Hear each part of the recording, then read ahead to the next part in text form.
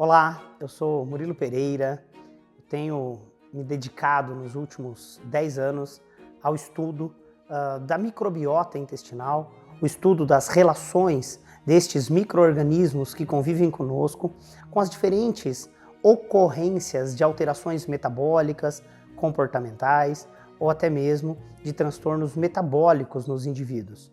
Então, o objetivo hoje de estarmos aqui é conversar, fazer aqui uma explicação sobre a influência dessa microbiota intestinal nos indivíduos com idade de 50 anos ou mais.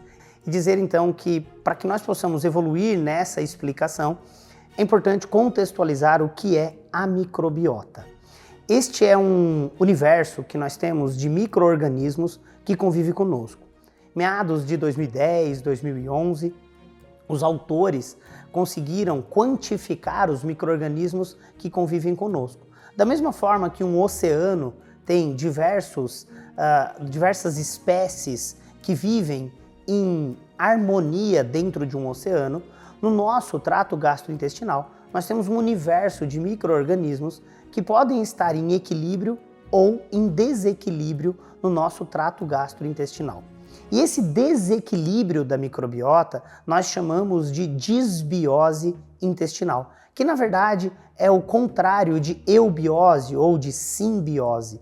Então nós temos um contraponto no trato gastrointestinal, que é um equilíbrio ou desequilíbrio desta microbiota. Ao passo que quando os indivíduos cursam com desequilíbrio da microbiota intestinal, isso faz com que nós tenhamos repercussões clínicas, repercussões de alteração metabólica, alteração autoimune ou até mesmo comportamental.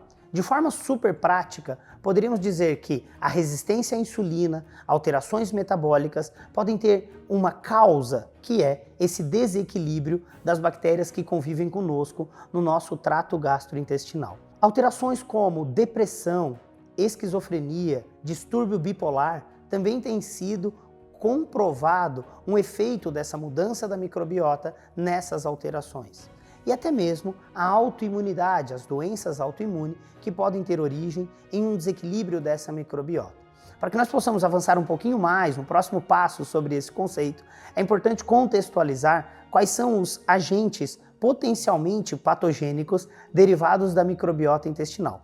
Então essa microbiota intestinal, ela pode viver em harmonia e nós vamos ter um equilíbrio entre bactérias boas e bactérias ruins. Importante ressaltar que nós nunca teremos uma ausência de todas as bactérias, tampouco somente bactérias boas. A homeostase, o equilíbrio é estabelecido entre uma proporção adequada de micro-organismos. E os estudos que avaliam a qualidade e a quantidade da microbiota já conseguem hoje estabelecer parâmetros que nos dão um norte de equilíbrio desse microbioma. E isso é chamado de diversidade. É um índice que é calculado a partir da amplificação de material genético microbiano presente nas fezes das pessoas. Então, essa métrica, esse cálculo do índice de alfa-diversidade da microbiota nos remete a um equilíbrio desse microbioma. Quando nós temos uma diversidade adequada, nós temos estudos que, quando acompanham as pessoas, estudos de coorte, nós temos uma verificação de que indivíduos que têm um índice de diversidade ao longo da vida variando, em que no início da vida tem mais espécies de uns micro-organismos, com o passar dos anos aumentando essa diversidade e com o envelhecer essa diversidade mantendo uma proporcionalidade adequada, isso gera mais saúde. E aí os estudos que mostram a relação entre imunidade, metabolismo e o equilíbrio desta microbiota têm demonstrado que quando nós temos metabólitos derivados de micro-organismos benéficos, como ácidos graxos de cadeia curta, nós temos mais nutrição de um grupo de células no trato gastrointestinal chamado de colonócito. E essa nutrição das células que estão no intestino grosso faz com que nós tenhamos menos vulnerabilidade a doenças metabólicas, autoimunes e até mesmo comportamentais. Essa metabolização dos ácidos graxos de cadeia curta no trato gastrointestinal faz com que nós tenhamos um equilíbrio tanto das células que revestem o nosso cólon, quanto uma metabolização que gera uma permeabilidade e uma circulação sistêmica. Hoje, nós temos muita ênfase a uma condição intestinal chamada de leaky gut, que é um intestino muito permeável. E muito se alega sobre o leaky brain, que seria o cérebro com uma permeabilidade alterada. Olha que interessante. Quando nós temos uma adequada metabolização de butirato, e isso tem uma circulação sistêmica, aumenta a expressão de ocludina. Ocludina é uma proteína que faz com que nós tenhamos menos leaky brain, ou seja, nós vamos ter um cérebro mais protegido, uma barreira hematoencefálica mais adequada e com isso, equilíbrio comportamental.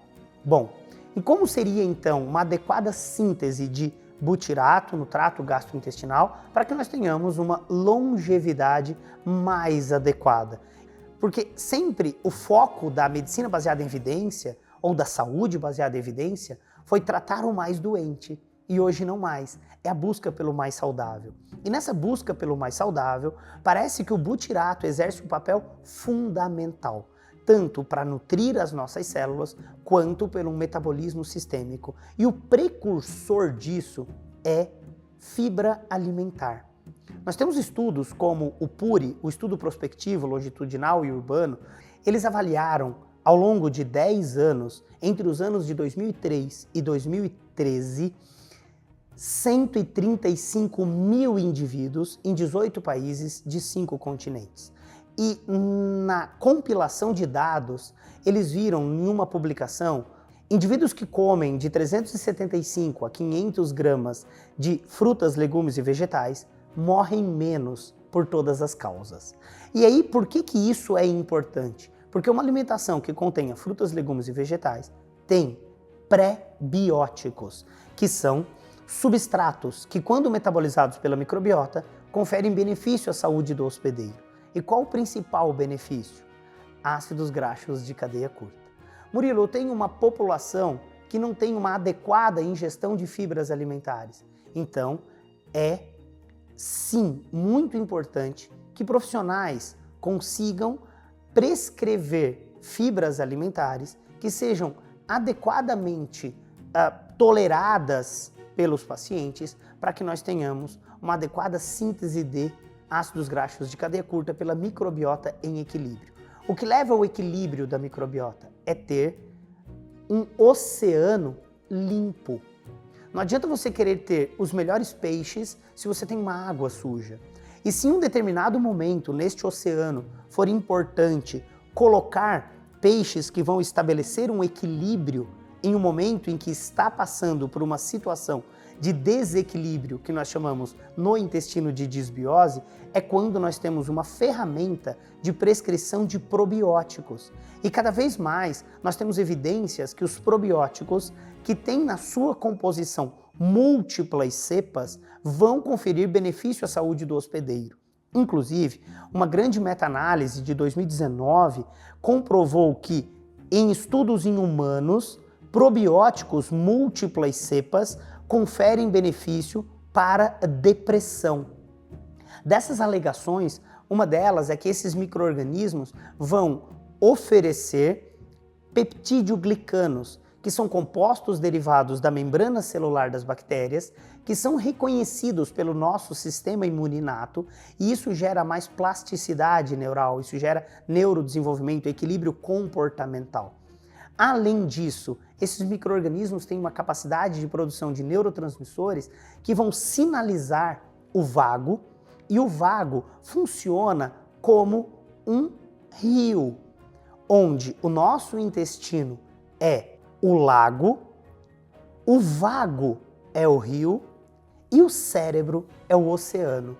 Então, quando nós temos um lago extremamente contaminado, cheio de sujidades, toxinas, açúcares, nós vamos ter uma comunicação com esse cérebro, que na analogia aqui é o oceano, que vai gerar comprometimento. Não posso dizer que vai contaminar o oceano inteiro. como eu não posso dizer que vai intoxicar o meu cérebro como um todo. No entanto, há uma região do cérebro chamado núcleo solitário, que é onde chega esse vago, que é onde nós temos uma excelente capacidade de produção de serotonina, por exemplo, que quando nós temos um desequilíbrio no intestino, isso gera um desequilíbrio no cérebro. No entanto, quando eu tenho uso de probióticos, a meta-análise comprova que tem uma adequada produção de neurotransmissores, que estimula adequadamente o vago e, por sua vez, melhora a comunicação através de feixe aferente, que leva essa informação até o cérebro e, por isso, lá nesse núcleo solitário, teremos uma adequada produção de neurotransmissores que vão equilibrar humor e comportamento. É só isso, Murilo? Não. Quando a gente fala em pós ou 50 mais, nessa idade, que é a idade mais adequada, a idade em que nós temos a maior capacidade de transmitir conhecimento, experiências e hoje cada vez mais vitalidade, nós precisamos também minimizar estresse oxidativo no próprio intestino, porque não podemos ficar com esse lago extremamente contaminado. E o que vai purificar esse lago são compostos fenólicos, como a cúrcuma, por exemplo.